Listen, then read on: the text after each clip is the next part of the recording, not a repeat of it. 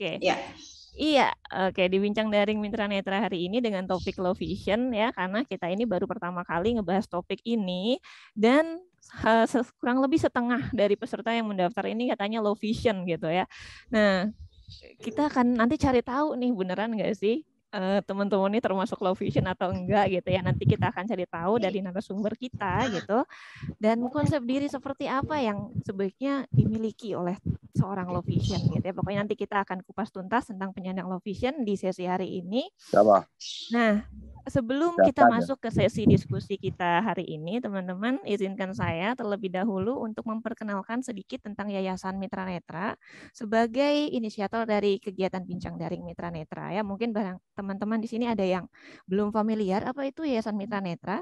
Nah, Yayasan Mitra Netra adalah sebuah lembaga atau instansi non-profit yang bertujuan untuk meningkatkan kualitas dan partisipasi tunanetra di tengah masyarakat. Iya, boleh tolong di-mute dulu. Iya, silakan. Boleh di-mute dulu, Bapak. Iya, kita fokus ya. Yayasan Mitra Netra sudah berdiri sejak tahun 1991, jadi kurang lebih sudah hampir 31 tahun nih di tahun ini nanti bulan Mei nanti sudah menjalankan berbagai program dan layanannya untuk tunanetra di seluruh Indonesia.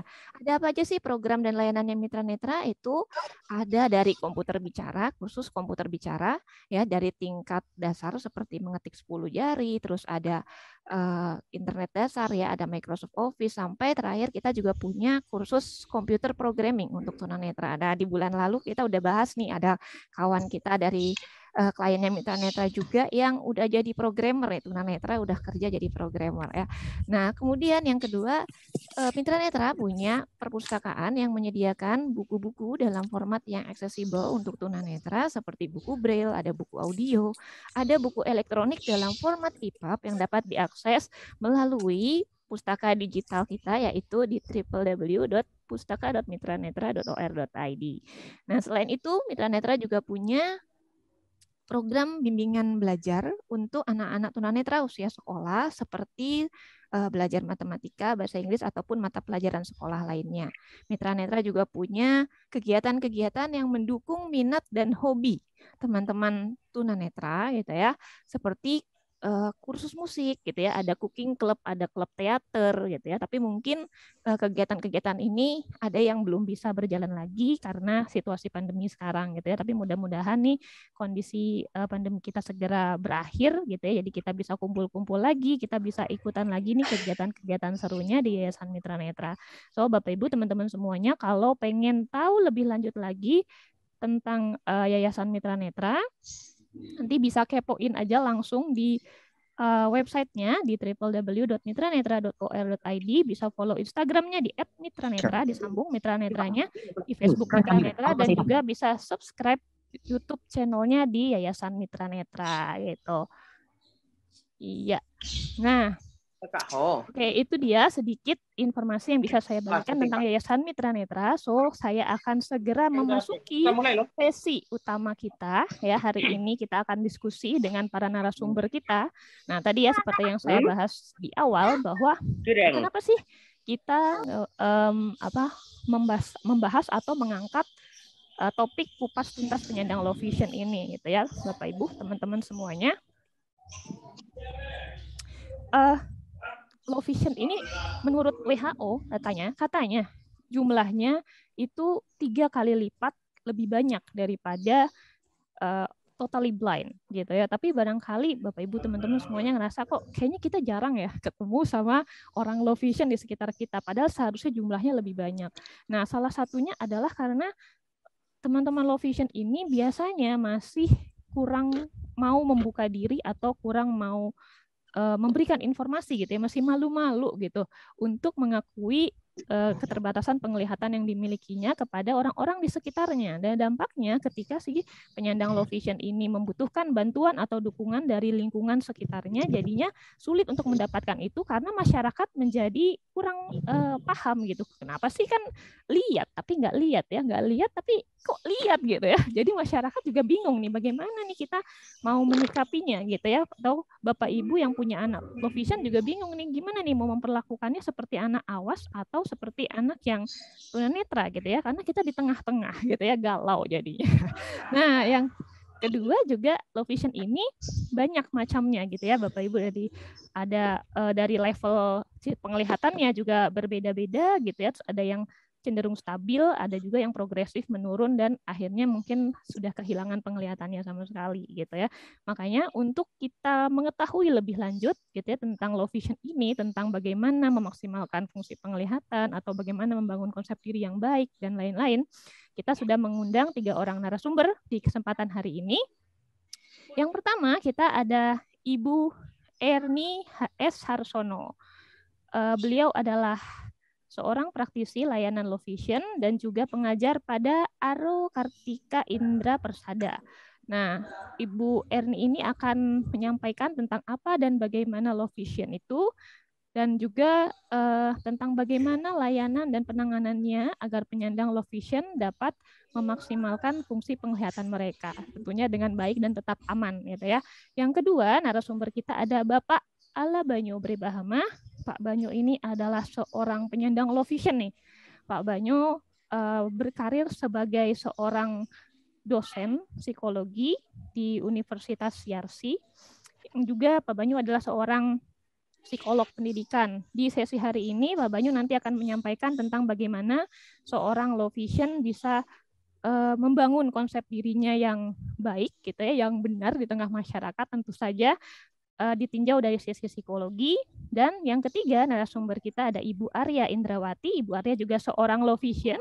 Beliau adalah Kabag Humas di Yayasan Mitra Netra yang akan berbagi cerita tentang bagaimana pengalamannya menjalani hidup sebagai seorang low vision, dan mungkin nanti Ibu Arya juga bisa bercerita tentang program dan layanan di Mitra Netra yang bisa membantu dan mendukung teman-teman low vision untuk juga bisa memaksimalkan potensi dirinya. Ya, tanpa berlama-lama lagi, saya persilahkan Ibu Erni Harsono untuk menyampaikan pemaparannya. Silakan Ibu Erni, 15 menit waktu. Oke. Terima kasih Bu Dani, terima kasih Bu Arya, Pak Banyo gitu ya, dan semua panitia serta teman-teman Mitra Netra yang saya hormati. Semoga kita semua dalam keadaan sehat walafiat. Gitu. Izinkan saya share screen ya, Bu Dani. Oke. Saya mau kasih pengetahuan sedikit, kita sharing sedikit tentang apa sih low vision seperti yang tadi Bu Dani utarakan. Banyak mungkin orang-orang tidak tahu keberadaan para low vision. Sebenarnya apa sih low vision itu? Sama nggak sih dengan total blind gitu. Jadi tema saya adalah I'm not blind but I'm low vision gitu. Jadi beda jauh dengan total blind gitu. Nah, ini yang dimaksud dengan low vision, gitu ya. Walaupun sudah dilakukan pengobatan atau tindakan medis sekalipun, penglihatan visus terbaiknya kurang dari 6/18. Maksudnya seperti ini. Jadi kalau misalnya teman-teman atau para sahabat Mitra Netra sudah menggunakan kacamata setebal apapun gitu, tapi penglihatan teman-teman masih terbatas gitu, masih kurang dari 6/18 ya, atau sampai persepsi cahaya. Kalau misalnya teman-teman masih bisa mengikuti arah cahaya itu di mana gitu ya, masih melihat titik cahaya, berarti teman-teman masih bisa dikatakan low vision gitu.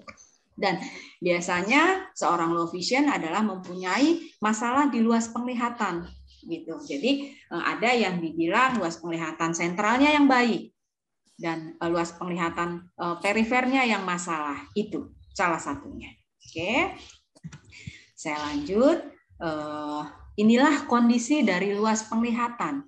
Jadi ketika seseorang melihat, misalkan untuk kasus yang sederhana saja dengan katarak, dia melihatnya mungkin seperti dia buram sama sekali, atau melihat sesuatu kok dia harus dia silau gitu ya, atau salah satunya ada yang dibilang masalah dengan glaukoma. Glaukoma apa sih? Nanti kita bahas. Glaukoma adalah penglihatan, luas penglihatan tadi seperti saya utarakan. Jadi luas penglihatannya yang bermasalah itu dia hanya bisa melihat secara sentral saja. Tetapi untuk melirik atau untuk ke kanan ke kiri dia sulit. Ada juga yang bermasalah dengan penglihatannya seperti melihat ada bercak-bercak di penglihatannya atau ada hitam-hitam ketika saya melihat.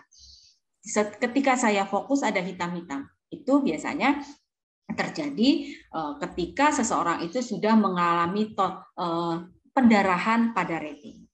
Atau ada juga yang saya hanya bisa melihat pinggirnya saja, gitu ya. Dan ini biasanya orang-orang ini terkena di makulanya atau bagian sentralnya, atau kita bisa bilang ada yang dibilang toksoplasma, dan ini biasanya kena bagian sentralnya. Jadi dia melihat dengan cara melirikkan kepalanya. Oke. Nah, terus apakah bagaimana sih mengidentifikasi low vision gitu ya? Kita mulai dulu dari usia dini. Biasanya seseorang baru lahir itu si anak hanya bisa menggerakkan kepalanya ke arah sumber cahaya besar. Jadi dia hanya bisa melihat yang terang-terang saja. Gitu. Setelah usia 6 minggu, anak tersebut sudah mulai fiksasi. Fiksasi apa itu? Dia sudah mulai memfokus. Arah sinarnya ke kanan. Mama saya buka jendela dari arah kiri. Dia hanya bisa itu, usia 6 minggu. Sedangkan usia 3 bulan, anak tersebut sudah dapat menggerakkan matanya ke arah benda bergerak. Biasanya saya menilai ini dengan kalau orangnya anak yang bermasalah, saya menilai kalau di ruangan saya ada lampu disco, kita bilang. Dia bisa nggak ngikutinnya? Gitu ya. Oke, usia 4-6 bulan, barulah koordinasi antara mata dengan tangan ini sudah mulai klop. Jadi mamahnya memberikan sesuatu di depan matanya, ke kanan, ke kiri, dia sudah tahu. Dan dia sudah bisa mengambil objek tersebut dengan baik. Barulah umur 9 bulan, dia bisa melihat huruf, misalkan huruf E yang paling besar. Itu dengan tajam kelihatan adalah 6/60, 1 tahun 6/30, gitu ya, 2 tahun 6/12, hingga 5 tahun biasanya anak-anak ini sudah penglihatannya sudah baik. Oke, penyebab low vision bisa didapat dari kalau yang kita bilang yang visusnya stabil, kita mulai dari toksoplasma. Toksoplasma ini adalah salah satu virus ya yang didapat dari virus kucing biasanya atau unggas gitu ya. Dan masalah di saraf mata atau kita bilang papil atropi, amblyopia atau kita bilang lazy eyes, ini salah satunya lazy eyes bisa menyebabkan low vision juga. Dan ptosis, ptosis adalah kelopak matanya yang turun gitu.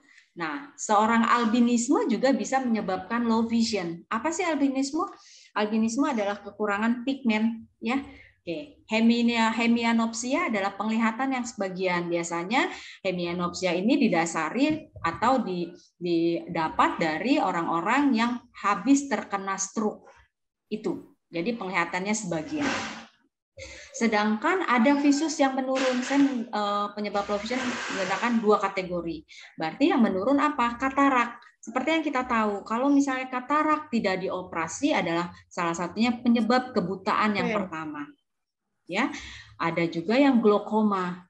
Nah, seorang glaukoma ini melihatnya seperti orang melihat di terowongan. Dia hanya bisa melihat sumber cahaya, penglihatannya hanya di sentral saja. Retinitis pigmentosa, ya, ini dengan sama, luas penglihatannya sama-sama di tengah yang bagus. Retinoblastoma adalah seorang kanker mata, gitu ya. Makula degenerasi dan retinodiabetika. Ini retinodiabetika berasal dari seorang yang mungkin pasti penyebab diabetes yang secara lama dia di itunya. Oke, siapa saja yang bisa terkena low vision? Tadi salah satunya orang yang terkena virus TORS atau dengan ada yang kecacatan Down syndrome atau ada autis. tunarungu atau CP atau cacat fisik lainnya. Kenapa anak ini bisa menyebabkan low vision? Karena mungkin di rumah sakit atau di optik mereka susah untuk menangani anak-anak dengan kecacatan tersebut. Jadi ya sudah dibiarkan saja menyebabkan ambliop. Apa itu ambliop? Mata malas. Nah, akhirnya lama-lama fungsi penglihatannya menurun dan akhirnya jadilah low vision. Atau dengan anak yang lahir prematur atau kita bilang ROP, retinopathy of prematurity. Albino atau orang yang katarak, makula degenerasi, diabetes dan stroke.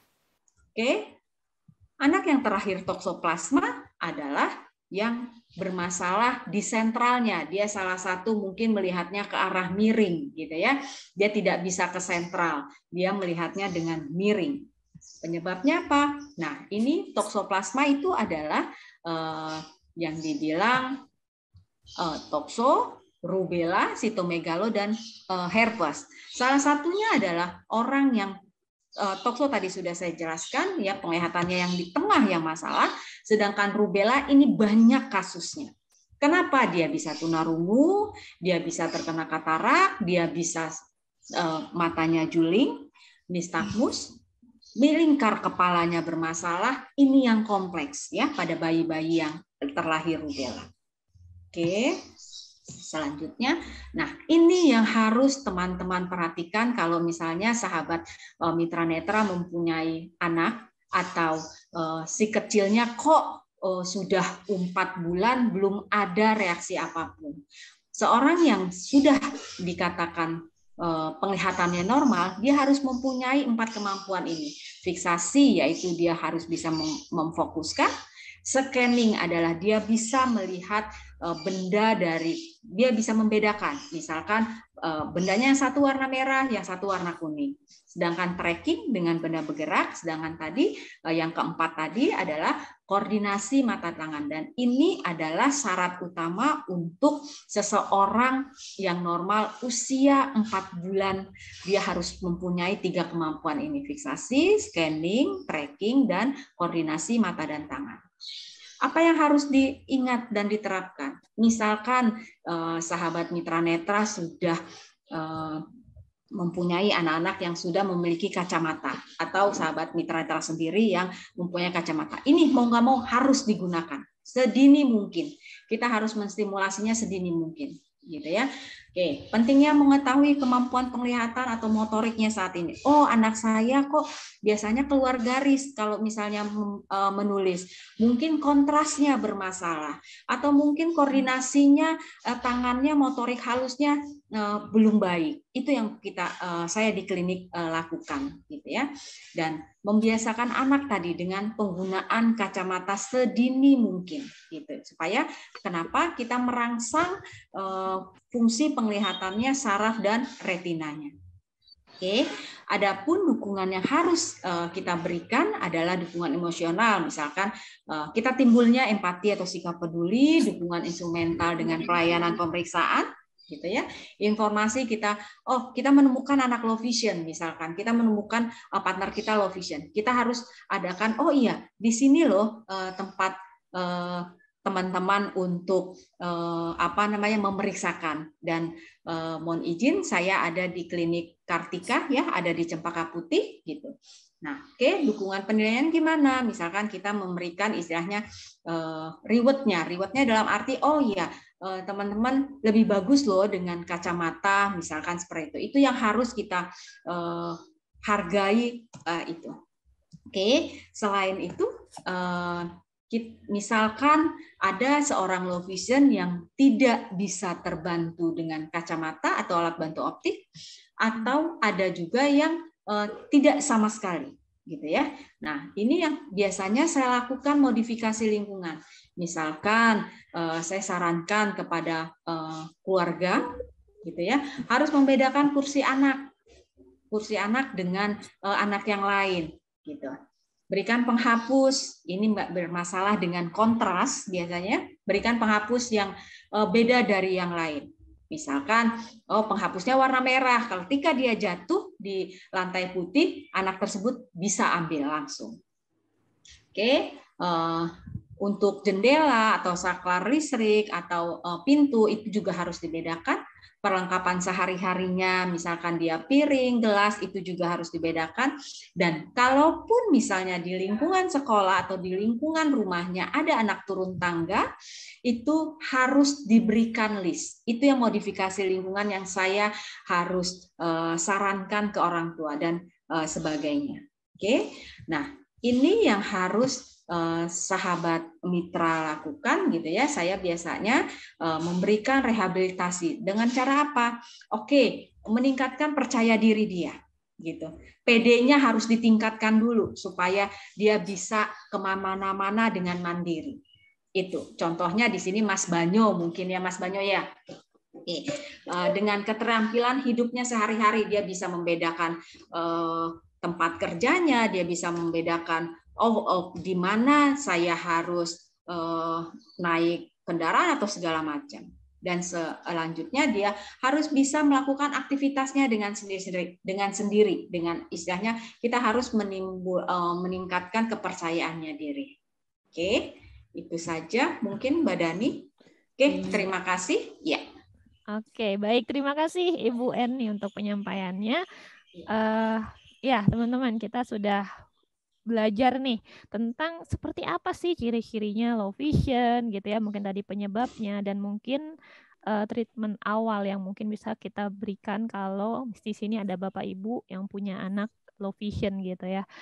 Nah, selanjutnya kita akan ke narasumber kita yang kedua, ada Bapak Banyo. Gimana Bapak Banyo, sudah siap dengan presentasinya ya, akan menyampaikan tentang konsep diri penyandang low vision. Silakan Pak Banyo. Oke, saya ada salah pencet ini, jadi udah muncul kembali. Oke, baik. Terima kasih. Sebelumnya senang sekali bisa hadir di antara senior-senior saya. Ada Bu Erni, Bu Arya. Rasanya saya baru kemarin loh di konseling, kemudian konsultasi alat bantu ya Bu Erni. Iya Pak Banyo. Iya, oke. Izin saya mau share screen, Bu Dani. Iya, oh ini Ibu Bu Erni sepertinya belum di stop ya. Oke, iya. Sebentar, saya stop dulu ya. Siap, Ibu Erni. Sebentar Pak Banyo. Ya, siap. Tenang Bu, Belanda masih jauh Bu. Oh gitu ya. Oke. Oke. Ya, monggo Pak Banyo. Iya, silakan. Oke, baik. Terima kasih. Beda dengan Bu Erni, kalau saya perlu waktu untuk navigasi dengan share screen. Saya konfirmasi dulu, sudah terlihat di sana untuk layarnya, judulnya Self Concept dan Low Vision. Sudah Pak Banyo. Oke, baik. Sebelumnya karena saya satu panggung dengan senior, saya izin sharing dari sudut pandang psikologi ya Bu Erni, Bu Arya. Silahkan Kak Banyo, that we are expecting you.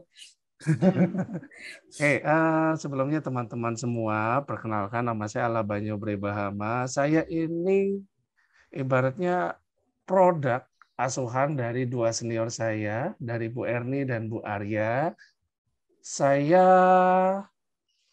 Ini gambaran tentang saya sekilas. Jadi saya merupakan seorang penyandang tunanetra kategori low vision. Untuk kasus saya sendiri adalah mata kiri saya ablasio retina. Kemudian kalau mata kanan saya ini agak kompleks. Jadi saya umur 2 tahun kena kejang. Kejang-kejang, terus entah kenapa saya juga tidak paham ya, waktu itu saya masih kecil. Jadi ada bagian mata yang sepertinya tertutup dan nistagmus. Bu Erni mungkin sering dulu ya Bu melihat saya ketika datang ke Yayasan Low Vision yang masih ada di Pol Tangan. Oke, suara saya jelas atau terputus? Jelas Pak Banyo. Jelas ya. Oke, siap. Nah, sedangkan untuk ablasio retina sendiri saya alami ketika saya duduk di bangku kelas 4 SD, umur 9 tahun. Dan saya sudah gonta-ganti dokter. Awalnya saya dengan almarhum Dr. Lembah Redati, beliau dulu di Rumah Sakit Aini. Fokus penanganannya awalnya adalah mata kanan. Mata kiri saya itu dulu -5 waktu saya SD. Nah, tapi sayangnya ketika lagi menangani mata kanan, mata kiri tertimpuk dan akhirnya mengalami ablasi retina. Dan mungkin kurang beruntungnya saat itu adalah almarhum dokter Lembaredati lagi cuti lebaran, akhirnya saya dioper ke dokter Sakon Tahya. Nah, beliau dulu belum di Klinik Mata Nusantara, tapi di Jakarta Eye Center. Nah, ternyata ketika operasi dengan beliau, ya mungkin lillahi ta'ala, kehendak ilahi berkata lain, jadi mata kiri saya kehilangan penglihatan total. Ya. Jadi operasinya kurang berjalan dengan baik. Jadi kiri ketika saya umur 9 tahun itu udah totally blind. Nah, terus mata kanan saya akhirnya mau tidak mau mengambil alih. Dan itu adalah periode transisi saya, yang saya juga nggak ngerti itu saya sebenarnya orang awas atau tunanetra. Akhirnya saya menumpukan semua kegiatan di mata kanan dan akhirnya bertemulah dengan Bu Erni.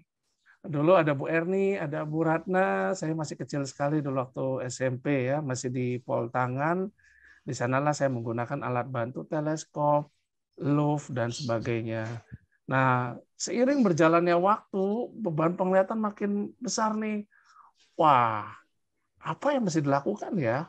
Karena memang saat itu sering terjadi kelelahan mata, dan disitulah saya mengenal Yayasan Mitra Netra, dan pertama kali saya ke Mitra Netra, Bu Arya lah yang menjadi konselor saya. Bu Arya mungkin masih ingat ya, Bu Arya tahun 2007 saya ke Mitra Netra pertama kali, kemudian ada Pak Suryo Pramono, itu adalah tutor komputer saya pertama kali. Jadi saya mengenal JAWS for Windows.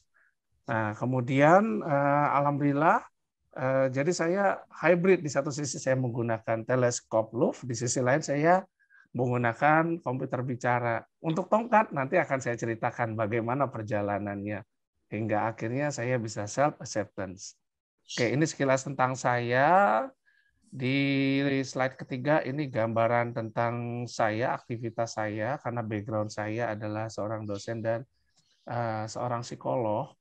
Nah, ini menarik. Ketika saya di sebelah kanan atas ini adalah gambar saya dari jauh di tenda pengungsian. Jadi kalau teman-teman jalan-jalannya keren, dan ini mungkin sering keliling Eropa ya. Saya lihat profile picture-nya ada London, terus ada Jepang. Nah, kalau saya jalan-jalannya ke tempat orang yang mengalami musibah, seperti tsunami atau gempa di Palu, ataupun mengantar mahasiswa KKN ke pedesaan. Nah, ini menariknya dengan keterbatasan saya, ketika saya jadi partner konseling atau psikoterapi, itu jauh lebih didengarkan. Seperti itu. Nanti akan saya lanjutkan. Nah, saya menampilkan gambar ini gambaran tentang aktivitas saya mulai dari mengajar. Saya pernah juga dipercayakan untuk mengasuh anak-anak, bahkan dulu waktu mahasiswa saya pernah nekat juga sampai naik Gunung Gede Pangrango, dan itu yang membuat saya mengenal, oh saya ini tunanetra, saya bukan orang awas. Dan disinilah yang akan membridging ke tema konsep diri. Di layar saya menampilkan ada tampilan sebelah kiri, itu tulisannya adalah totally blind dalam lingkaran. Sebelah kanan adalah awas. Dan di tengah-tengah ada tanda panah ke arah dua sisi dengan tanda tanya di tengah-tengahnya. Tadi betul yang Bu Erni dan Dani juga mengatakan demikian, bahwa ini kita awas atau tunanetra sih.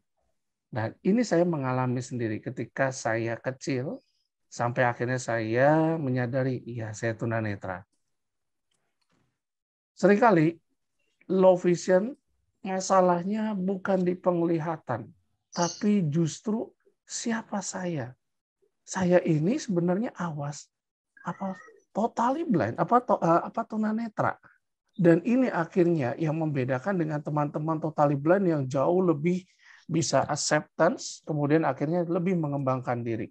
Saya kenal beberapa teman-teman totally blind yang akhirnya jauh lebih berkembang karena sudah menerima self acceptance, akhirnya punya tujuan hidup yang jauh lebih stabil dibandingkan teman-teman low vision yang masih bergelut dengan siapa saya. Saya ini sebenarnya tunanetra atau low vision. Nah, dari sini saya maju ke slide berikutnya tentang konsep diri. Apa itu konsep diri? Nah, kita ada dua istilah di sini kalau dalam psikologi. Ada konsep diri, ada harga diri. Dua istilah yang sangat berbeda. Konsep diri itu adalah gambaran real tentang diri kita. Misalnya seperti Bu Ramadhani, saya adalah seorang wanita.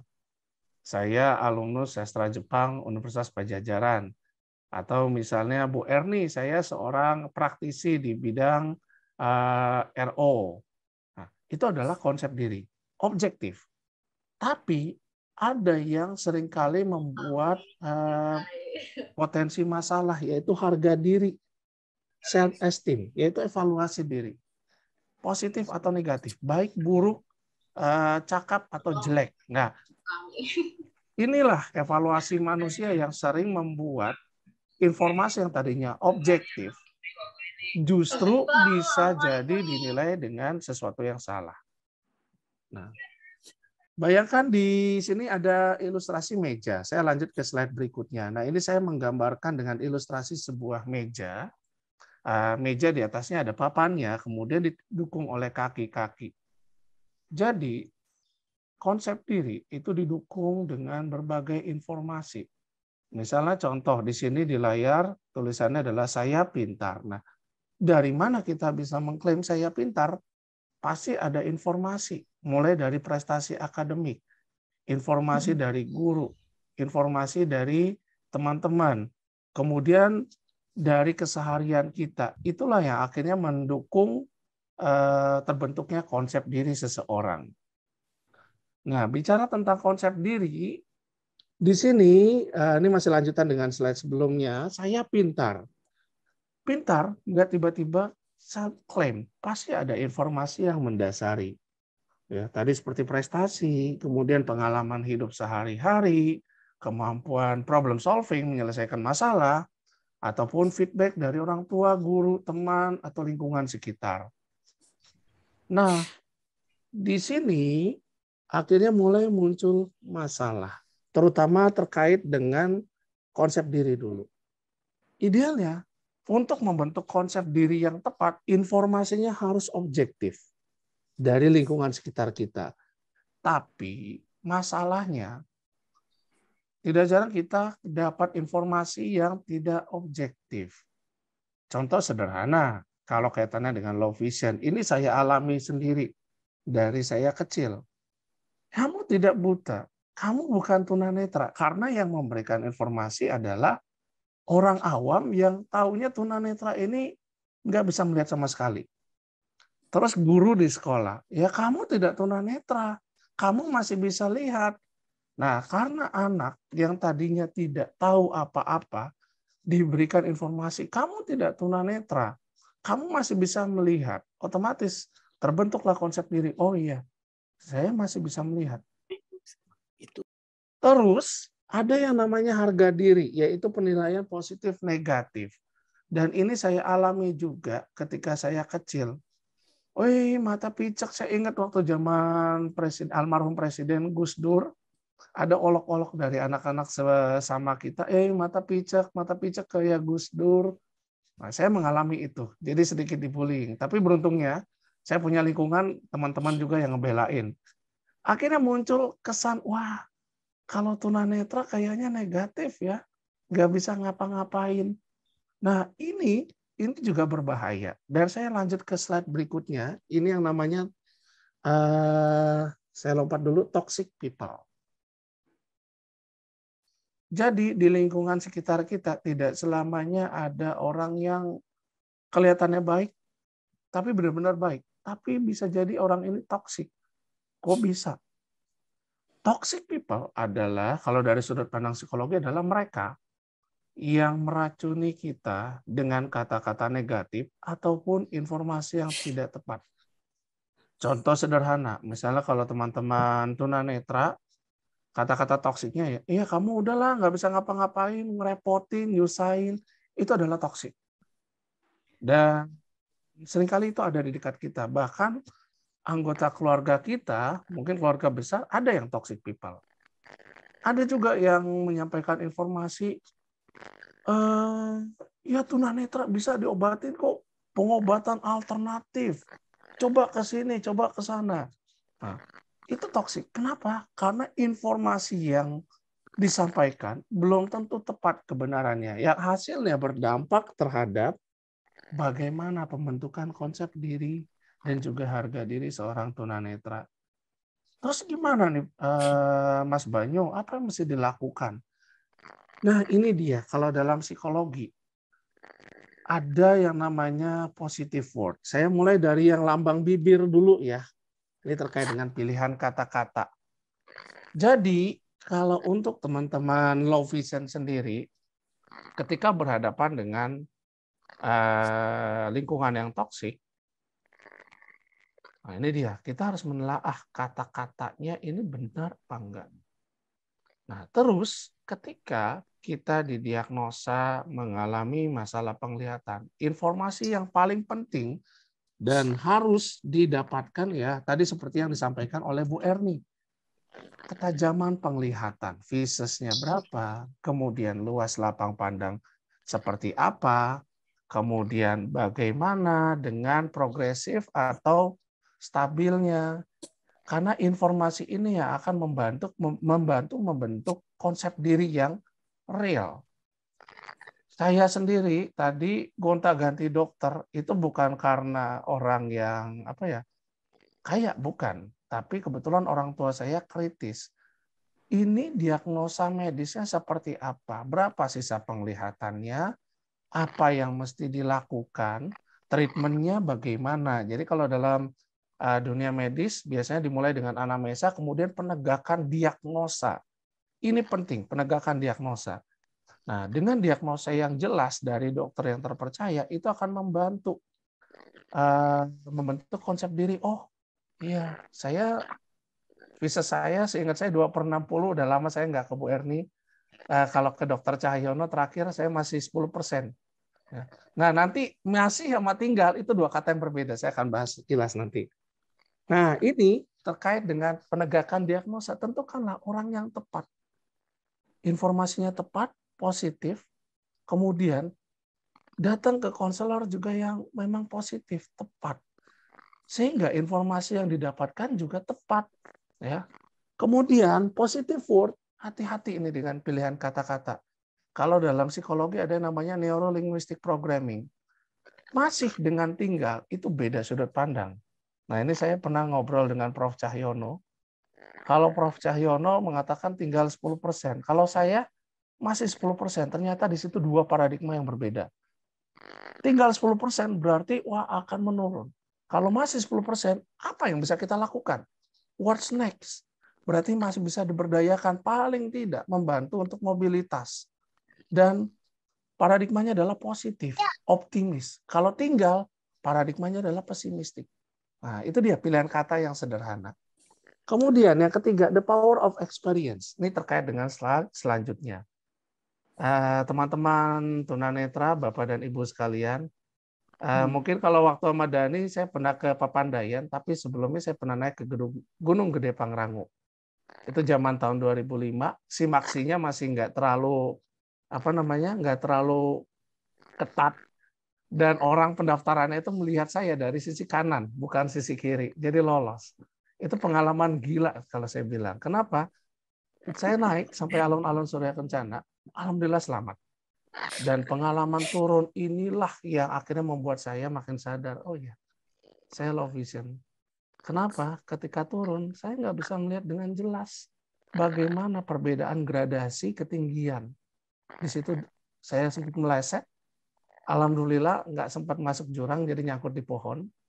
Dan saya masih hidup. Jadi senior saya itu yang sampai menghela nafas. Berikutnya saya iseng, boleh ikut nggak ke Salak? Enggak, Nyok. Gila, gue nggak mau. Nganter nyawa. Nah, di situ saya makin sadar bahwa saya tunanetra. Dan terlebih lagi, ketika saya, ini terakhir, pengalaman terakhir konyol juga, ya nyoba-nyoba bawa mobil, ya mengendarai mobil, pas masukin garasi jeder, kiri depan hancur. Nah di situ saya makin oh ya, saya tunanetra, kiri depan nggak kelihatan, untung nabraknya tembok garasi. bukan nabrak orang. Nah, ini dia the power of experience. Nah, ini kaitannya dengan bagaimana caranya membentuk konsep diri dan bagaimana kita belajar. Ini 2 slide terakhir. Teori besarnya adalah experiential learning. Ini dari tokoh bernama David Cole.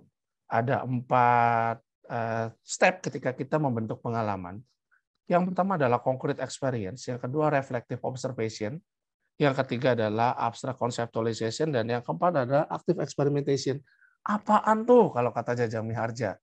Don't khawatir, jangan worry. Concrete experience ini kaitannya dengan stimulasi, pengalaman yang luas. Saya, mungkin Bu Erni mengalami saya ini agak-agak ngeyel ya, susah dibilangin. Kenapa? Karena saya memang tipe pembelajar yang lebih mudah dengan pendekatan pengalaman konkret.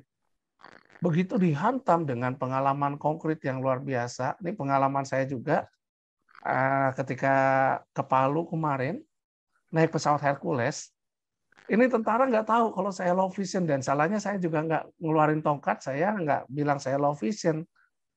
Saya dikiranya bukan dosen, dikiranya mahasiswa, langsung hampir ditendang. Cepetan! Nah, untung rekan saya bilang, Pak, beliau dosen dari Yarsi, beliau low vision. Oh, saya nggak tahu. Disitulah saya mikir, tambah mikir, iya betul kata Bu Arya, penting ya tongkat tunanetra senjata sakti. Dan dari situ saya ngobrol di pesawat Hercules dengan tentara tersebut. Oh, Bapak low vision, Bapak masalah penglihatan ya? Iya Pak, ya. Saya nggak tahu.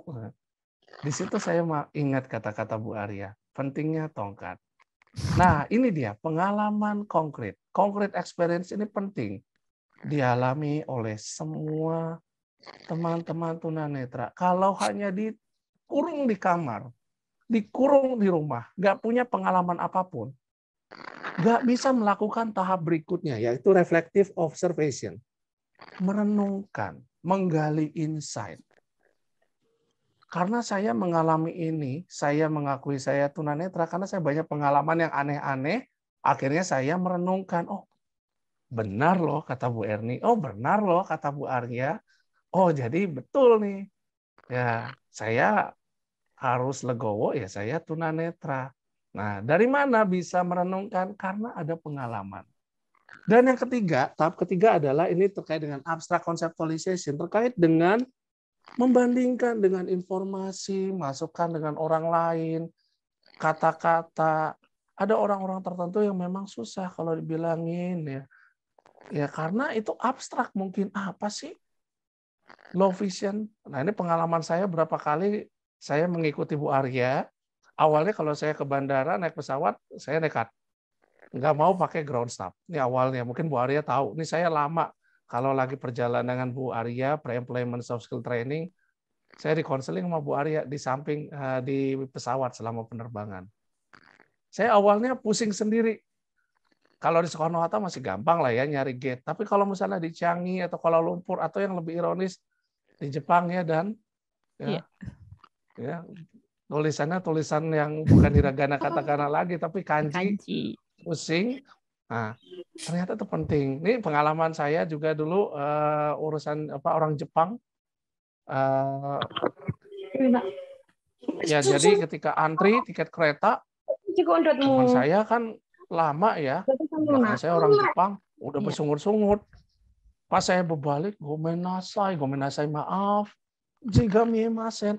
Pas ngelihat mata kiri saya bermasalah, langsung, hei, dokoe ikimasu, kemana, mau pergi kemana? Yang tadinya marah bisa berubah.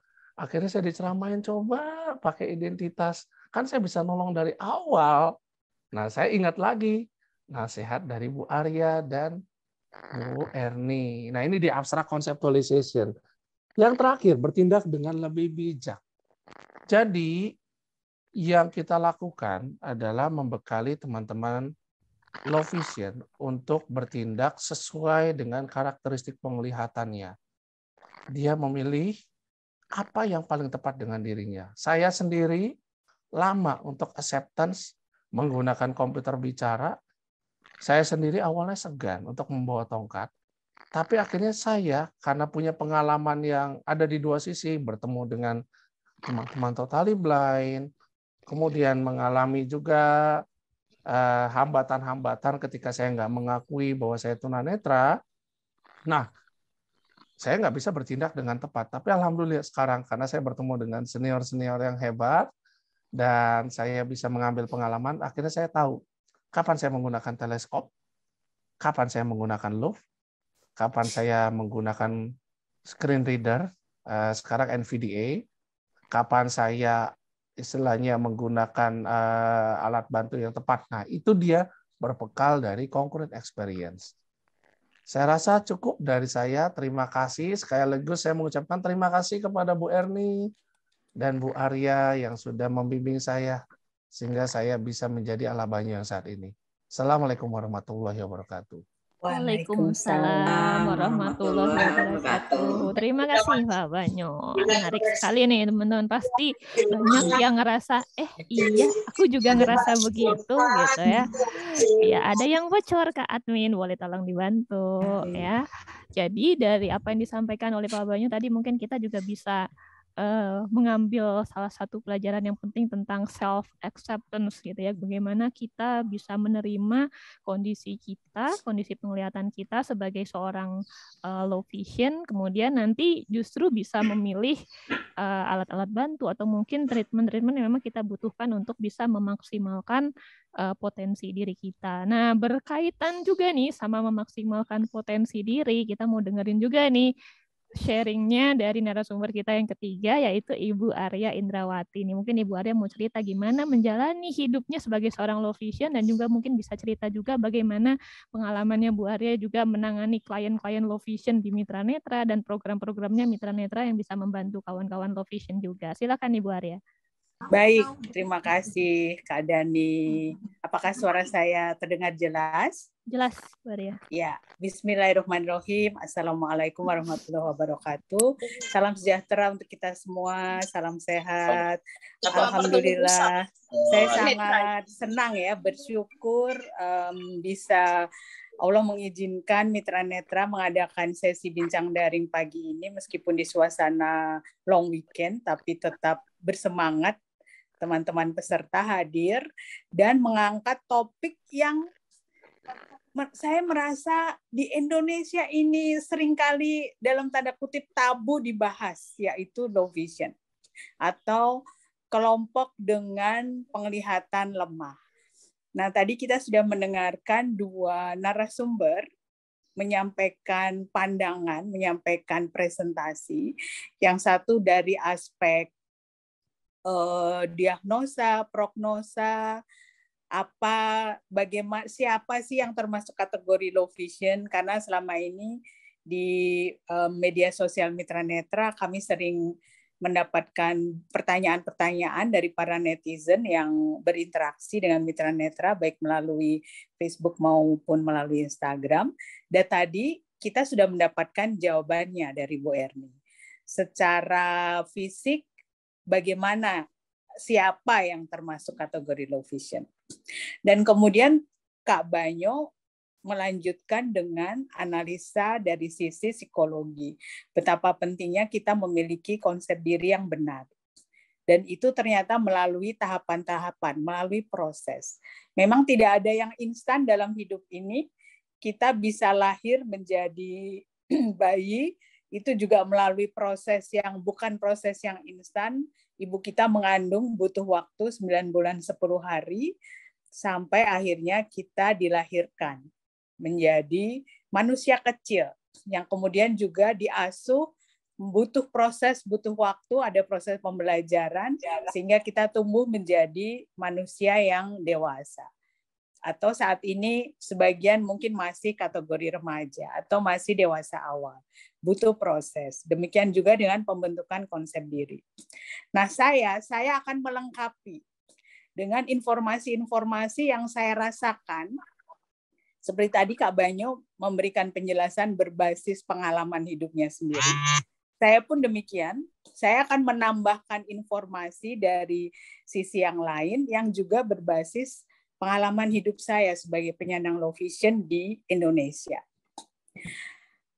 Ketika saya menyadari, saya tadinya berpikir semua orang itu seperti saya. Kemudian sama seperti Kak Banyo, baru setelah saya berinteraksi dengan lebih banyak orang, saya mengalami kendala-kendala, mengalami hambatan-hambatan, secara perlahan kemudian saya menyadari bahwa saya memang berbeda. Berbeda karena kondisi penglihatan saya. Bukan karena yang lain-lain. Yang lain-lainnya sama, sebagai anak-anak saya juga kadang nakal, kadang ingin main jauh. Sebagai remaja saya juga pergi-pergi bersama teman-teman, nonton rame-rame dan lain-lain. Yang membedakan adalah penglihatan saya. Oleh karena itu, mari kita memaknai adanya gangguan penglihatan ini sebagai bagian dari keragaman manusia. Bukan kelemahan, bukan keterbatasan, tapi keragaman manusia. Bahwa kalau Allah mau, kalau Tuhan mau, Tuhan bisa menciptakan semua orang bisa melihat dengan baik seperti Bu Erni dan mungkin juga sebagian peserta bincang daring ini. Itu bagi Allah mudah gitu. Tapi ternyata faktanya tidak seperti itu. Allah menciptakan makhluknya ini ternyata beragam. Dan salah satu bentuk keragaman ciptaan itu adalah manusia ini ada yang diciptakan bisa melihat dengan jarak titik terjauh sehingga bisa jadi pilot, bisa jadi tentara. Tapi ada juga sebagian manusia yang Allah takdirkan memiliki hidup, menjalani hidup ini dengan penglihatan terbatas. Yang hari ini kita bahas, berpenglihatan lemah. Bahkan ada yang diciptakan tanpa penglihatan sama sekali. Itu sebetulnya memberikan pesan pada kita semua bahwa kita kesempurnaan Tuhan sebagai perancang kehidupan ini mewujud dalam keragaman ciptaannya, bukan keseragaman. Sekali lagi, kesempurnaan Tuhan sebagai perancang hidup ini, sebagai pemilik kehidupan ini, mewujud dalam bentuk keragaman ciptaannya. Yaitu tadi ada yang diciptakan sebagai Bu Erni, dengan penglihatan yang bisa melihat sejauh mungkin. Tapi ada yang diciptakan seperti Kak Banyo, saya, dan Dani, dengan penglihatan terbatas. Tapi ada juga yang diciptakan seperti yang merancang, menyiapkan bincang daring ini, Juwita Maulida, dengan tanpa penglihatan. Meskipun Juwita mengalaminya di usia remaja, tidak selalu dari lahir. Nah, itu fakta. Apa pesan di balik ini semua? Pesan di balik ini semua adalah mari kita sama-sama memahami ini, gitu. Memahami fakta-fakta ini, bahwa ada keragaman di antara kita. Kemudian, keragaman karena adanya keterbatasan penglihatan atau ketiadaan penglihatan itu akan berdampak pada munculnya kebutuhan khusus. Nah, kebutuhan khusus inilah yang harus didukung, dipenuhi oleh lingkungan di mana kita berada.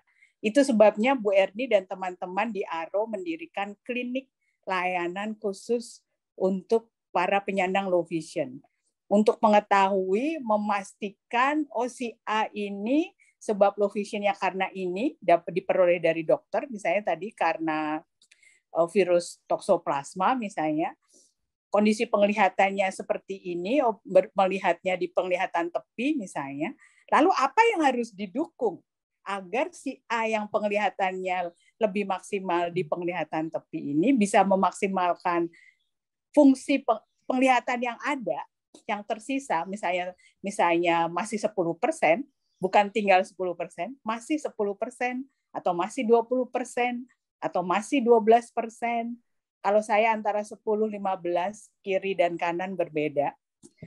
Apa yang harus dilakukan? Nah, itu menjadi tugas Ibu Erni bersama klinik Kartika dan pihak-pihak lain yang memposisikan dirinya sebagai pengembang dan penyedia layanan low vision.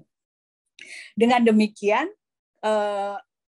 penyandang low vision ini tahu dan dilatih untuk memaksimalkan penglihatan yang ada dengan cara yang benar dan aman. Gitu.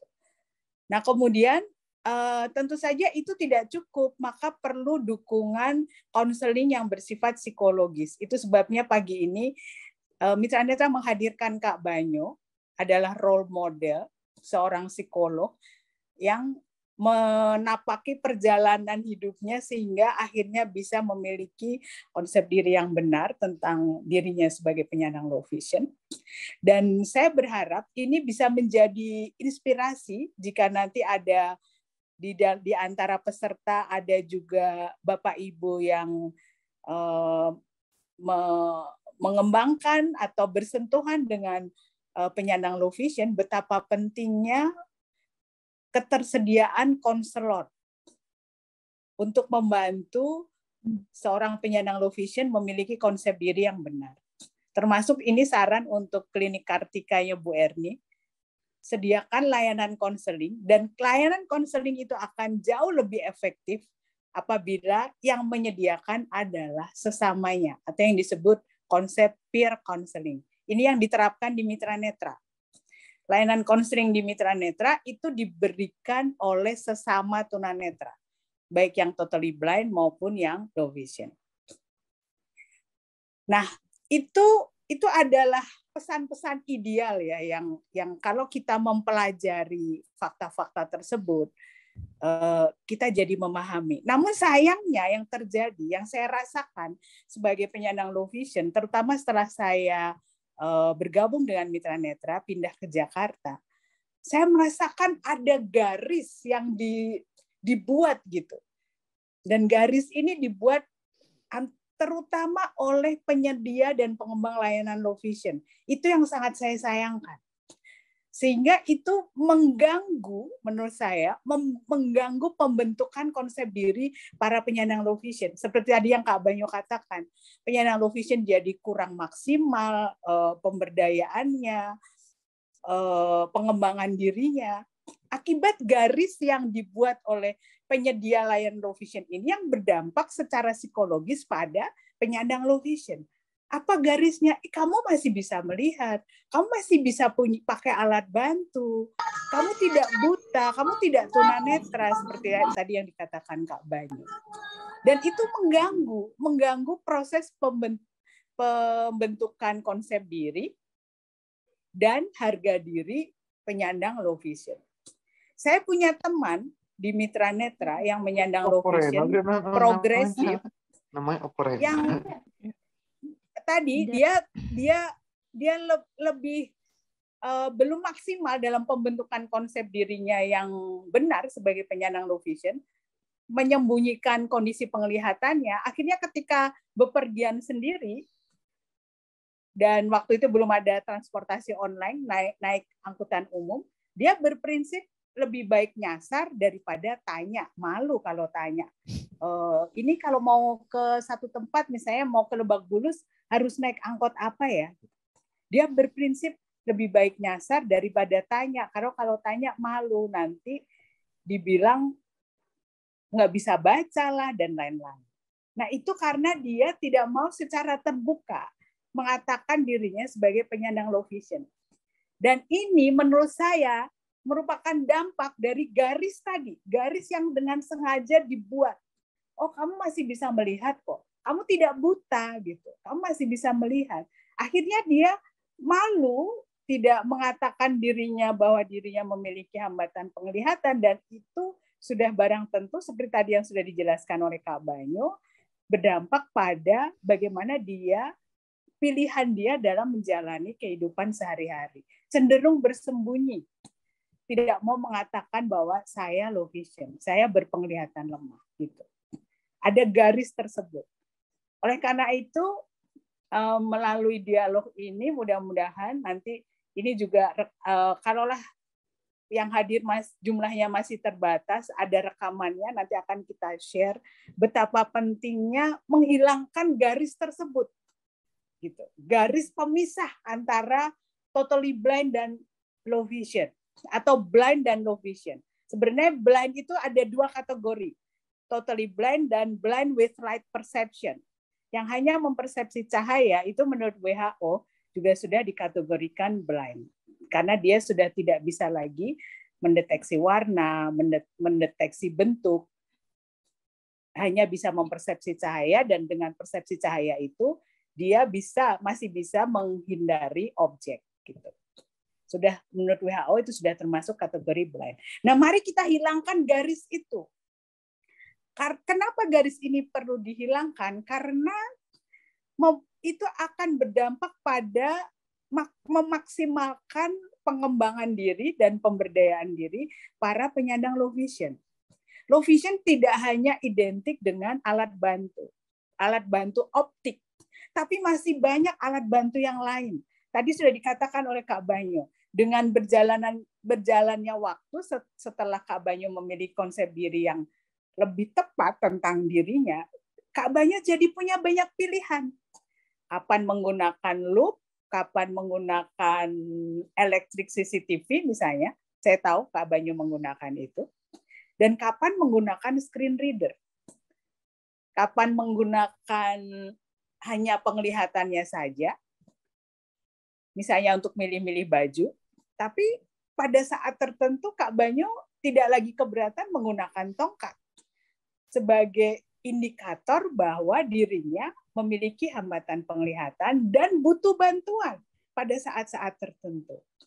Ketika penyandang low vision mau menggunakan tongkat untuk penyandang low vision yang lebih berfungsi sebagai indikator bahwa seseorang memiliki hambatan penglihatan, itu dirancang berbeda dengan tongkat untuk yang benar-benar membutuhkan tongkat sebagai alat bantu mobilitas.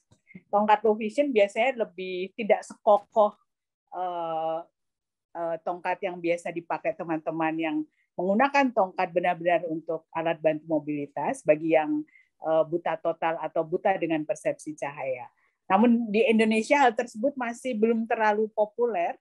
Jadi tidak apa-apa kalau tidak ada tongkat yang khusus untuk low vision, kita menggunakan tongkat yang biasa yang juga dipakai oleh teman-teman kita yang totally blind atau blind with light perception sebagai indikator bahwa kita memiliki kekurangan penglihatan sehingga pada saat tertentu membutuhkan bantuan. Ketika kita datang ke bandara dengan tongkat atau datang ke rumah sakit misalnya, saya periksa sendiri ke rumah sakit dengan saya membawa tongkat, maka petugas rumah sakit akan dengan otomatis mendatangi saya, ada yang perlu dibantu. Tapi kalau kita datang biasa tanpa tongkat, karena low vision ini termasuk invisible disability, disabilitas yang tidak terlihat kalau tidak diperhatikan dengan seksama, orang dari jauh tidak akan bisa mengenali kita bahwa kita ini membutuhkan bantuan. Ya, jadi sekali lagi saya meminta agar mari kita semua termasuk keluarga-keluarga yang memiliki anak-anak dengan low vision, mari kita hapus garis itu. Jangan dipasang garis pembatasnya atau hijab bahkan ya penutup. Oh ini low vision, oh ini buta gitu. Dan di tingkat internasional garis pembatas itu akhirnya dihilangkan dengan meleburnya berbagai organisasi yang menghimpun para penyandang low vision ke organisasi World Blind Union.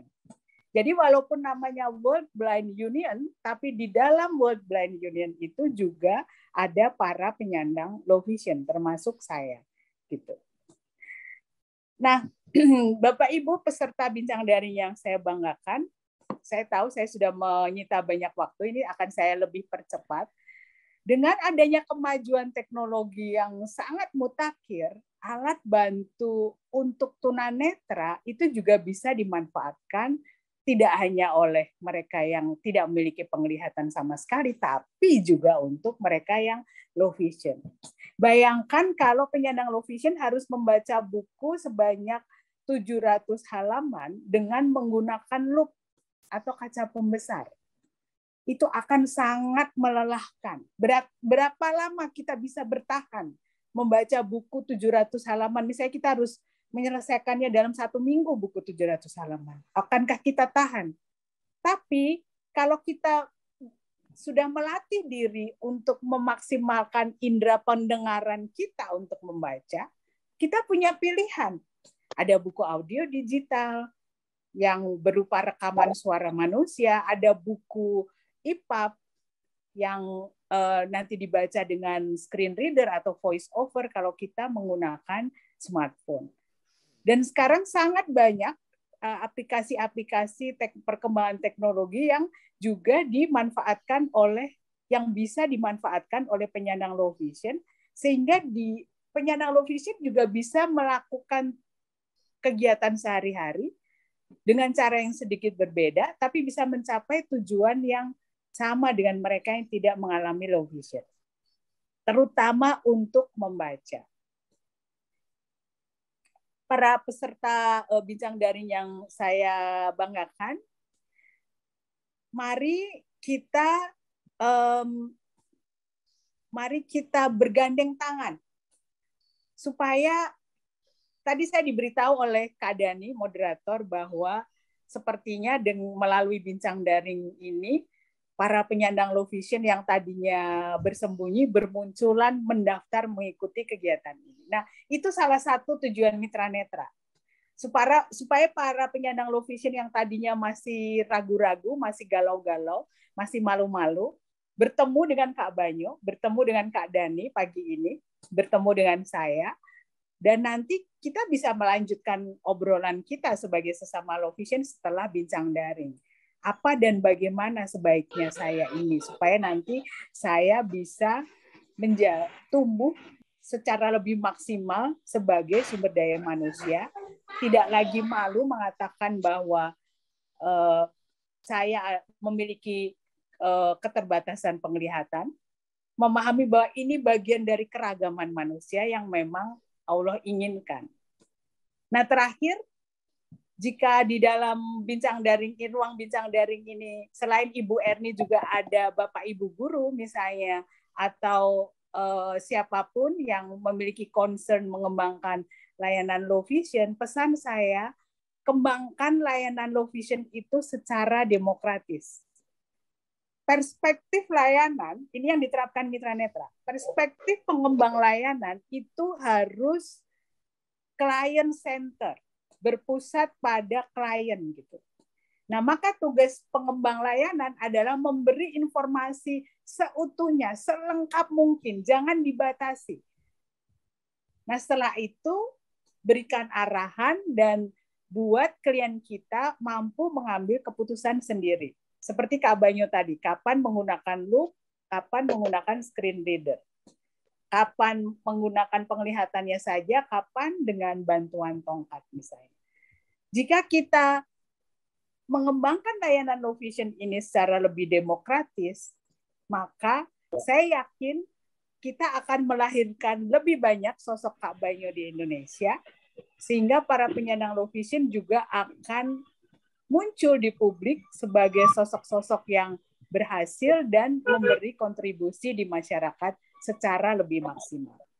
Demikian sementara saya tutup presentasi saya pagi ini. Nanti kita bisa kembali berdiskusi di sesi tanya jawab. Saya kembalikan pada Kak Dani sebagai moderator. Alhamdulillahirabbil alamin. Assalamualaikum warahmatullahi wabarakatuh. Waalaikumsalam warahmatullahi wabarakatuh. Terima kasih Ibu Arya atas penyampaiannya yang melengkapi presentasi dari Ibu Erni dan Kak Banyo juga nih. Wah, udah banyak banget pertanyaannya di kolom chat.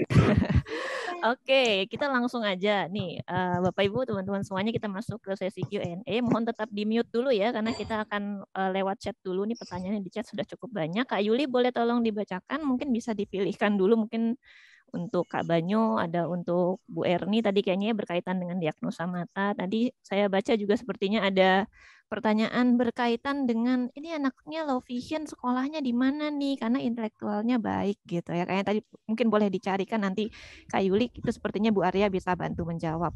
Dan tadi ada beberapa pertanyaan sepertinya menanyakan klinik Kartika, lokasinya di mana, mungkin Bu Erni nanti bisa bantu diketikkan di kolom chat ya Bu Erni, karena teman-teman ada yang tanya di sana. Gitu. Silakan Kak Yuli, mungkin boleh bantu dibacakan pertanyaannya, ada dari siapa untuk siapa? Bisa dirangkum aja ya Kak Dania. Untuk Bu Erni dulu, Ini dia bertanya, kapan sih penyandang low vision dikatakan membutuhkan atau menggunakan braille dan tongkat? Apakah semua low vision termasuk yang ringan wajib memakai tongkat dan braille? Terus bagaimana sih meyakinkan penderita low vision dewasa dan anak-anak untuk tetap menggunakan alat bantu mereka? Terima kasih. Iya, baik. Silakan Ibu Erni. Ya, terima kasih Mbak. Jadi gini, kapan harus menggunakan braille atau tongkat? Biasanya saya melihat dulu tajam penglihatannya. Nah, terus di samping tajam penglihatannya saya lihat, gitu ya, dia masih bisa nggak menggunakan alat bantu atau optik, atau juga tadi seperti yang Bu Arya bilang ada non optiknya. Gitu. Ketika tajam penglihatannya baik, misalnya masih bisa dikondisikan dengan alat bantu optik atau non optik, saya harus harus memberikan itu, meresepkan alat bantu tersebut. Tetapi kita juga mesti lihat diagnosanya. Diagnosanya seperti tadi ada di slide saya, dia mengalami penurunan penglihatan enggak? Seperti yang kita tahu, misalkan contohnya kalau misalnya glaukoma atau retinitis pigmentosa yang lambat laun menghasilkan penglihatannya makin lama makin menurun. Itu yang harus kita kondisikan. Tapi kita harus bilang, ibu anaknya atau kita harus siapkan dulu persiapan untuk braille-nya. Suaranya nggak terdengar, Bu Erni. Kedengeran Kabanyo. Kayaknya dari Kabanyo deh. Iya, di saya cukup jelas kok. Terdengar nggak, Bu? Jelas terdengar, di saya. Oke, mungkin dari Kabanyo sinyalnya. Oke. Silakan dilanjut, Bu Erni. Ya, jadi saya harus lihat tajam penglihatannya dan tadi diagnosanya dulu. Gitu ya. Dan kapan harus menggunakan tongkat? Seperti tadi Mas Banyo bilang, ketika mungkin kalau misalnya ada untuk saat bepergian sendiri. Misalkan, jadi semua orang tahu, oh iya, ini seseorang ini mungkin membutuhkan pertolongan atau mungkin orang ini punya bermasalah dengan penglihatan. Itu, jadi ciri khasnya adalah seperti itu. Biasanya saya hanya sarankan seperti itu. Mungkin Bu Arya atau Kak Banyu mau tambahkan lagi, monggo silakan. Ini mungkin bisa Bu Arya nih yang nambahin. Ngomong-ngomong, Bu Arya ini teman-teman, walaupun Bu Arya ini low vision yang cukup baik penglihatannya, tapi Bu Arya ini bisa braille, bisa screen reader, kemana-mana bawa tongkat. Multi talent ya, Mbak Dani ya, Bu Arya ini multi talent banget nih. Silakan Bu Arya. Iya, ini ada sebabnya memang. Jadi saya sangat bersyukur ketika saya kecil, saya ditemani oleh seorang dokter mata yang luar biasa, almarhum Profesor Widagdo. Ini adalah pesan beliau yang saya ingat dan saya pakai seumur hidup saya. Gunakan penglihatanmu agar saraf-saraf matamu tetap bisa berfungsi dengan maksimal, tapi jangan berlebihan, jangan dipaksa. Gitu. Nah, untuk mengeksekusi rumus dalam tanda kutip ya, saya menganggap itu rumus dari Profesor Widagdo kepada saya. Beliau meminta saya tetap menggunakan huruf Braille. Karena untuk sekolah itu adalah sekolah, kuliah, kegiatan membaca, menulis, bekerja sekarang ini. Saya adalah seorang pengelola program di Mitra Netra. Itu kegiatan membaca dan menulis itu adalah identik dengan keseharian saya. Kalau saya hanya menggunakan penglihatan saya, berapa cepat saya bisa menjalankan tugas itu. Ketika saya mulai kuliah, saya harus membaca, tadi saya katakan membaca buku 700 halaman, KUH Perdata itu pasalnya ada kalau tidak salah 4.500, dan saya harus membaca semua.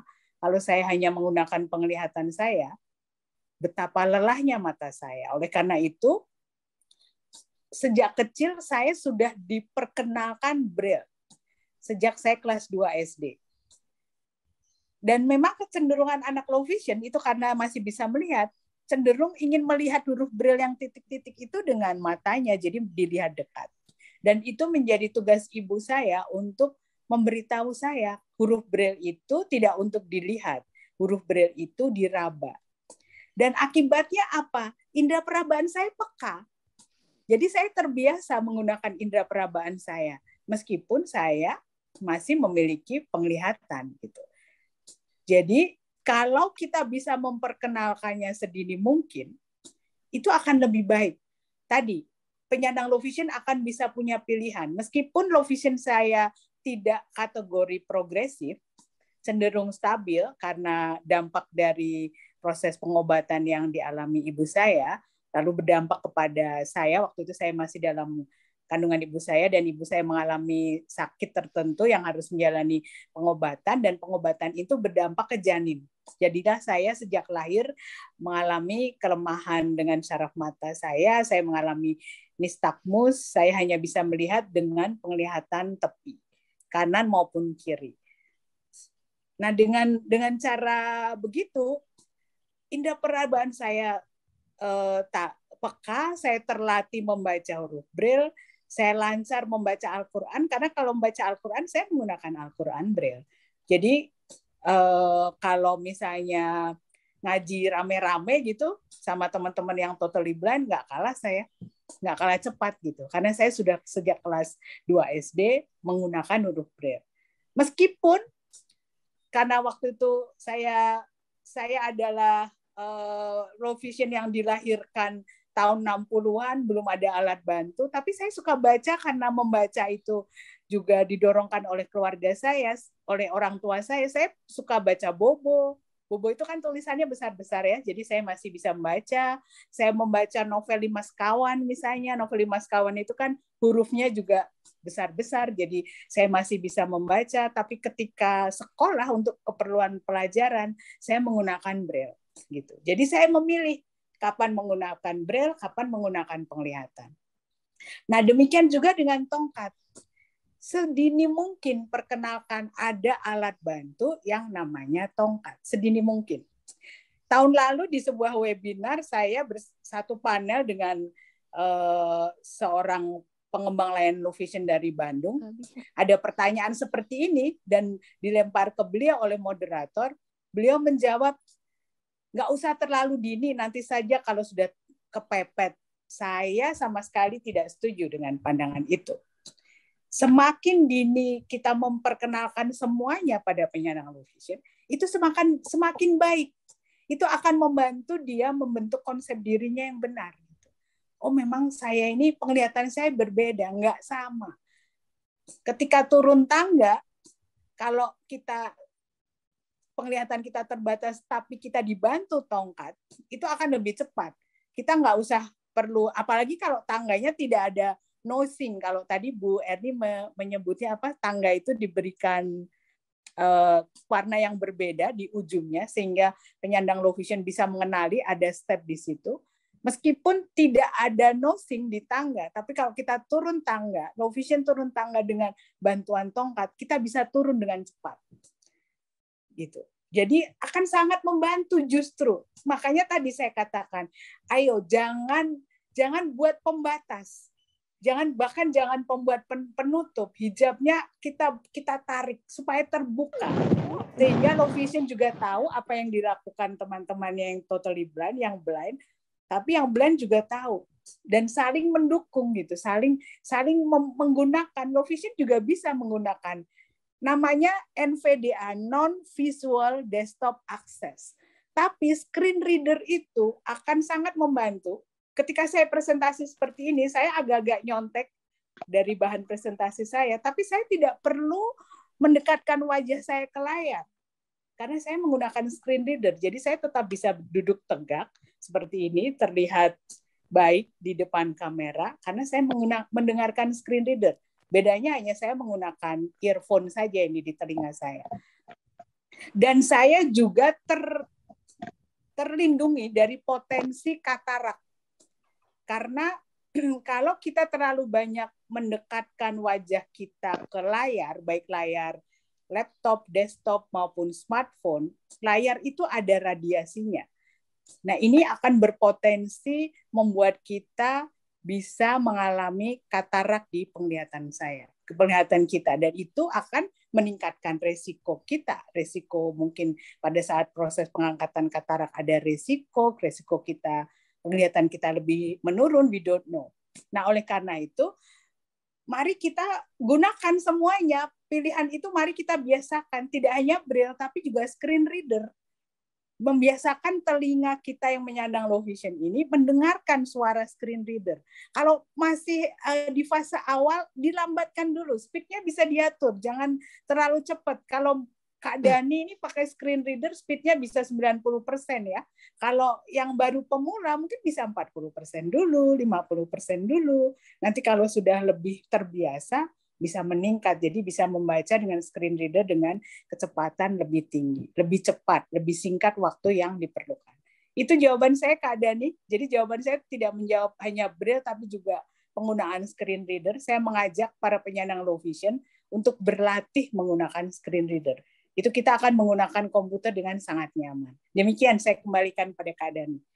Ya, terima kasih Ibu Arya untuk jawabannya. Mudah-mudahan sudah cukup jelas ya penjelasan dari Ibu Erni dan tambahan juga dari Ibu Arya. Nah, selanjutnya Kak Yuli mungkin ada pertanyaan untuk Kak Banyu. Ya, Kita untuk pindah Kak dulu ke Banyu narasumbernya. dirangkum juga ya, bagaimana cara membangun self-acceptance pada orang tua yang mempunyai anak low vision.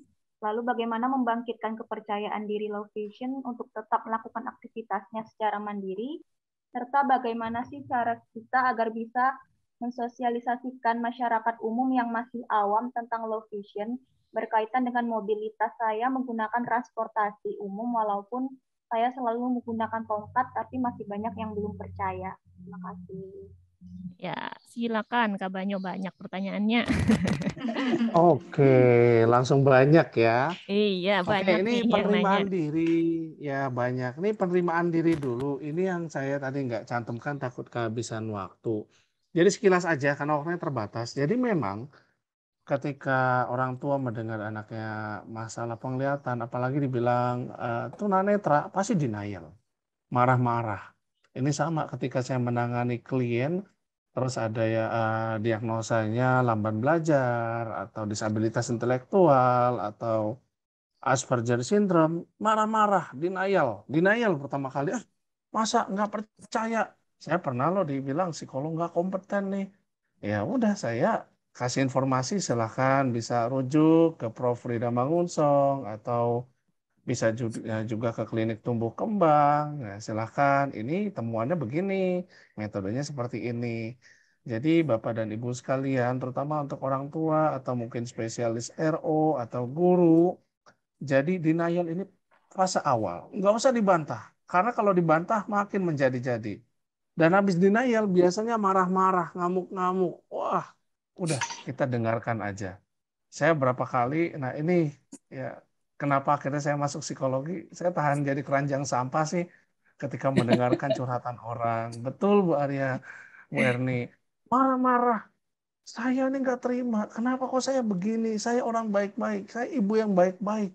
Ya, ada kasus ibu baik-baik, tapi suaminya maaf, suka jajan di luar, akhirnya nularin, istrinya hamil, terkena virus, saya lupa virus apa namanya, akhirnya pengaruh ke penglihatan anaknya. Ibunya marah-marah, akhirnya sampai mas suaminya udah masalah rumah tangga lah, saya nggak mau menceritakan. Ya udah kita dengarkan. Terus ujung-ujungnya menyalahkan Tuhan. Tuhan itu nggak adil. Nah ini ada tahapannya. Dan biasanya di sini kita bantu dengan pendekatan agama. Memilih ustadz tuh hati-hati. Karena ini dari dosen agama di Arsi, Pak Karimullah, Pak Zuhroni. Jadi banyak ustadz-ustadz yang pendekatannya merah, panas. Ya, itu nggak salah sih. Tapi kita cari pendekatannya yang tenang, adem. Pasti ada kehendak. Insya Allah ada jalannya. Pasti ada maksud di balik segala penciptaan. Nah, penenangan lewat agama ini penting ketika ada di fase dealing dengan Tuhan. Nah, ujung-ujungnya pasti depresi. Nah, disinilah tahap keempat, you are not alone. Lu tuh nggak sendiri, bro. Ya. Ini masih banyak. Nah, saya dulu waktu mau operasi mata kanan saya, ada kata-kata nyeleneh dari Pak Suryo Pramono. Ini sayang Pak Suryo Pramono nggak ada nih. Ya elah Mas Banyo. Nah, saya udah gelap dari kapan tahu. Mas Banyo mah udah dikasih kesempatan lebih lama ngelihat, ya udah operasi aja. Terus Prof. Cahyono ngomong, daripada nggak ngambil tindakan sama sekali, coba kita ambil tindakan. Karena saya pernah menangani Mas Latif ya. Mas Latif juga sama, kasusnya berat. disebutin orang-orang yang memang pernah ditangani. You are not alone. Oh, gue nggak sendiri, nggak paling susah sendiri, banyak yang lebih susah. Di situ akan membantu kita untuk bisa dealing dengan keterbatasan. Ini dia alasan kenapa saya tadi menekankan concrete experience di awal, supaya teman-teman yang low vision kenallah sama teman-teman yang totally blind. Kita tuh masih beruntung, bahkan yang totally blind masih beruntung ada di istilahnya daerah yang kayak sinyal, masih bisa ikut webinar. Bagaimana dengan yang di pelosok, bagaimana yang ada di Papua, bagaimana dengan yang ada di pulau terpencil. Nah, you are not alone ini menjadi tahapan peer counseling, barulah sampai ke acceptance. Itu semoga membantu ya untuk bisa sampai di tahapan acceptance. Terus tadi ada yang terlewat kayaknya, karena banyak ya saya jadi lupa. Mungkin bisa dibacakan ulang Kak Yuli, Kak Banyonya. Pertanyaannya yang tadi. Cukup banyak soalnya. Ya, soal mensosialisasikan low vision kepada orang awam tentang mobilitas. Oke. Dia naik Betul transportasi sekali. tapi nggak dipercaya orang gitu. Oke, ini dia ya. Ini PR juga. Saya tiap kali pakai ground staff, bahkan saya pernah di suatu penerbangan, kan setelah dikasih manual book pakai braille, kadang-kadang saya sering mengeluarkan loop terus membaca. Pramugarinya nanya, Bapak masih bisa baca, Pak? Ya. Terus saya ngomong, ini namanya low vision, tunanetra kategori low vision. Kenapa disebut tunanetra? Kalau saya dilepas sendiri, wah bahaya. Kalau saya nggak ngelapor saya tunanetra, nanti ada apa-apa, nggak ada yang mau membantu. Nah, capek. Tiap ke bandara itu saya ngasih kuliah buat ground staff. Iya. Ya. Nah, ini saya juga terbuka juga Bu Erni dan teman-teman semua. Mengingat low vision, saya bersedia ketika teman-teman mengundang saya untuk PKM sebagai dosen IARSIS, sekaligus ini PR kita bersama, sosialisasi. Saya naik busway juga sama loh. Kalau misalnya low vision, terus petugas busway-nya, Bapak masih bisa melihat, Pak? Iya, tapi kabur. Kalau antara busway sama koridor, itu saya nggak ngelihat jelas. Kalau saya nyungsep, bahaya. Nanti menyusahkan aparat petugas busway. Oh, gitu-gitu ya. Itu jadi sosialisasi. Nah, ini PR kita bersama. Jadi mungkin untuk Bu Erni, kita ke depan bisa kerjasama nih Bu Erni. Saya kalau di IARSI biasanya pengabdian masyarakat, saya nggak mikirin bayaran. Yang penting ilmu tersampaikan, dan intinya adalah ini membantu sosialisasi low vision. Sekaligus buat teman-teman low vision yang membutuhkan konseling, tadi ada dari Bu Erni, saya juga bisa nanti ya di BPP Consultant tempat praktek saya. Seperti itu mungkin, semoga membantu menjawab. Iya, oke, terima kasih Kak Banyo. Ya, ini mulainya dari acceptance mungkin ya Kak Banyo. Kalau kita ditanya-tanya sama orang yang tidak dikenal di jalan gitu, kadang-kadang suka kesel ya, ini nanya-nanya mulu gitu kan ya. Saya pun mengalami teman-temannya. Pokoknya kita merasakan lah di sini. I feel you. Iya, betul. Gitu. Tapi kalau kita sudah accept, sudah terima bahwa kita ini low vision, pas ditanya sama orang, kita bisa menjelaskan dengan tenang sambil senyum, ini loh, kita ini low vision gitu ya. Namanya keterbatasan penglihatan kita ini low vision. Tadi seperti Kak Banyo bilang, kalau seperti ini saya, wah bahaya nih kalau nggak dibantu gitu. Jadi orang juga akan sedikit demi sedikit mulai paham. Mereka juga justru kalau kita bicaranya tenang, mereka akan, oh gitu ya, oh ya maaf ya tadi nanya-nanya atau apa gitu. Mereka juga jadi, oh ya gitu akhirnya gitu ya, kurang lebih gitu ya Kak Banyo pengalamannya juga. Ya, Kak Yuli mungkin ada pertanyaan untuk Ibu Arya, adakah? Atau tadi kayaknya yang berkaitan sama sekolah tadi kayaknya itu ada pendidikan. Iya ada. Ya silakan Kak Yuli. Dia bertanya, katanya anak laki-laki saya usianya 4 tahun, diagnosanya low vision karena glaukoma dan katarak. Masih bisa melihat warna, huruf, tapi dengan ukuran besar. Saat ini masuk kelompok bermain di sekolah umum.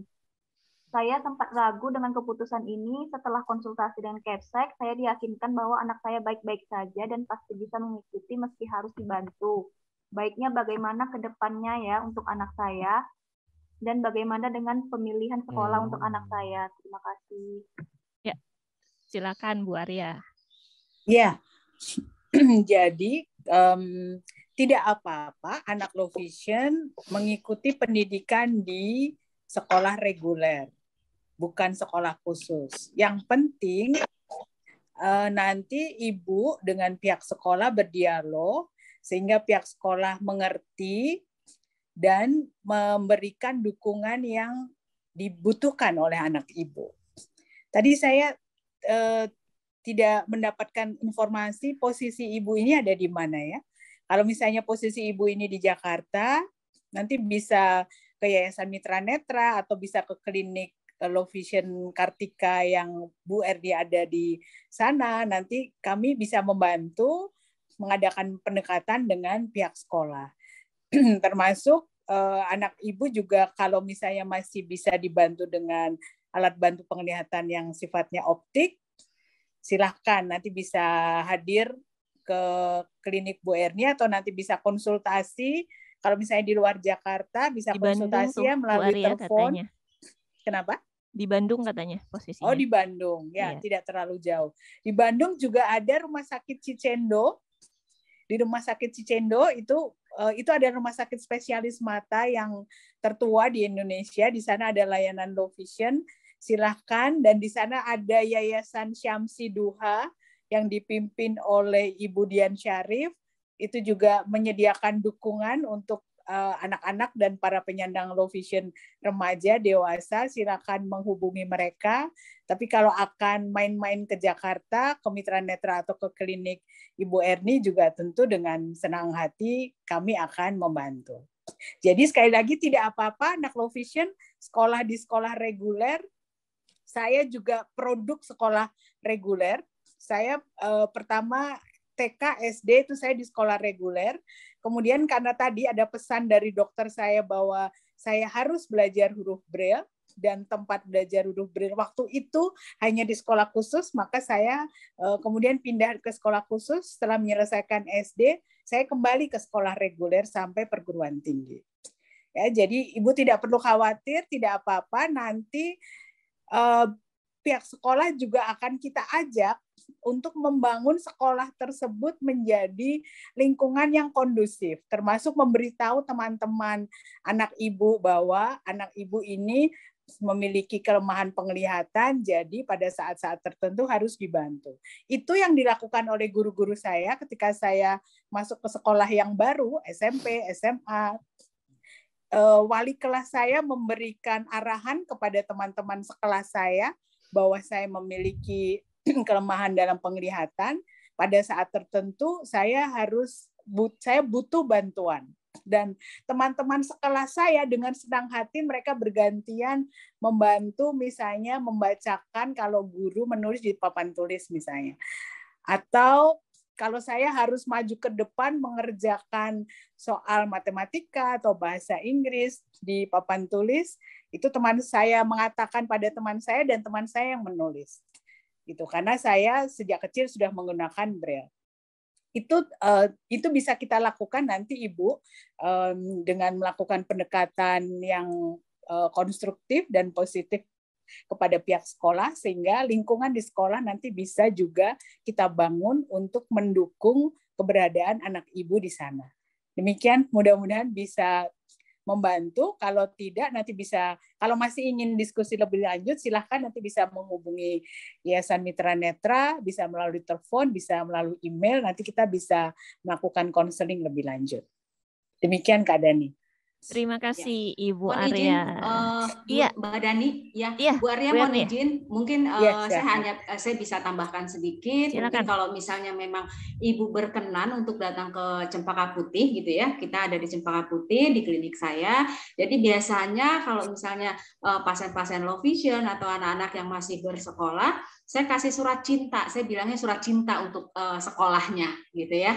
Saya kasih surat cinta, saya beritahu masalah yang dihadapi anak, kita memposisikan tempat duduk yang tepat seperti tadi Bu Arya sampaikan gitu ya, dan biar istilahnya pihak guru atau pihak sekolah paham kalau anak ini memang harus diposisikan atau harus benar-benar dia posisi terbaik di kelasnya, seperti itu Bu Arya. Terima kasih Mbak Dani, itu aja. Ya, Terima kasih Ibu Erni untuk tambahannya. Ini sebenarnya teman-teman masih banyak banget pasti yang penasaran tentang isu low vision ini. Mungkin nggak cukup nih satu sesi kita. Nah, berhubung kita sudah menjelang ke mendekati akhir dari sesi kita hari ini, kali kita bisa minta closing statement aja deh dari semua narasumber kita ya, pesan-pesan dari Ibu Erni, dari Kak Banyu, dan dari Bu Arya untuk kawan-kawan low vision yang hadir hari ini. Dari untuk ayah bundanya juga yang punya anak-anak low vision, dan barangkali juga ada guru-guru di sini yang punya siswa low vision di sekolah gitu ya, atau mungkin ada kawan-kawan dari dokter juga barangkali ya, mungkin punya pasien low vision dan lain-lain gitu ya. Silakan Bu Erni, mungkin ada closing statement untuk semuanya. Silakan. Ya, makasih Mbak Dani. Jadi pesan saya hanya singkat saja. Jika teman-teman sahabat mitra mempunyai masalah low vision atau keluarga atau mungkin dari anaknya ada yang bermasalah low vision, monggo sesegera mungkin periksakan kondisi penglihatan si kecil ya, agar kita bisa mengetahui masalah yang dihadapi, agar kita bisa tahu alat optik atau non optik apa saja gitu yang harus digunakan untuk anak tersebut, dan kita mesti harus cari solusi yang terbaik untuk penglihatan saat ini. Itu saja Mbak Dani, terima kasih. Ya, terima kasih Ibu Erni. Dari Kak Banyu, silakan Kak Banyu. Oke, baik. Kalau dari saya sederhana, betul tadi melanjutkan dari Bu Erni, diagnosa itu menjadi penting, dan yang paling penting juga penerimaan diri bisa dimulai dengan menerima informasi yang positif, informasi yang objektif, bertemulah dengan orang-orang yang mendukung. Hindari orang-orang yang toksik berkata negatif. Dan untuk teman-teman low vision, kitalah yang bertanggung jawab atas pilihan hidup kita sendiri.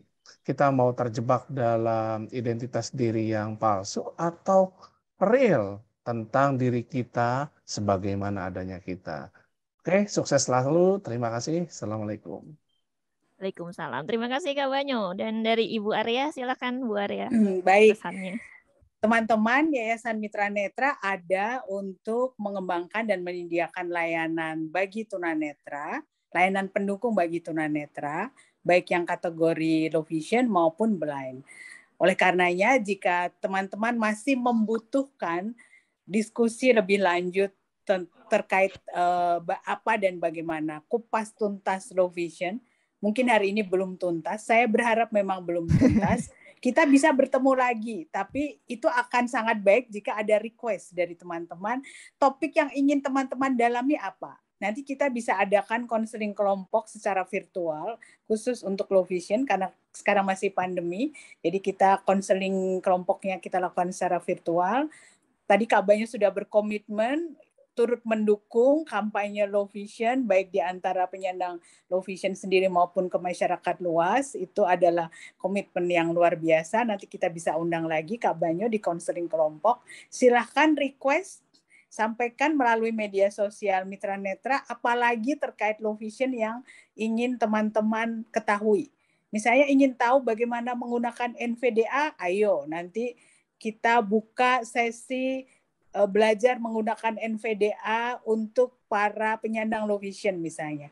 Teman-teman ingin belajar menggunakan buku IPAP yang tadi sudah disebutkan Kak Dani, ada di Pustaka Mitra Netra.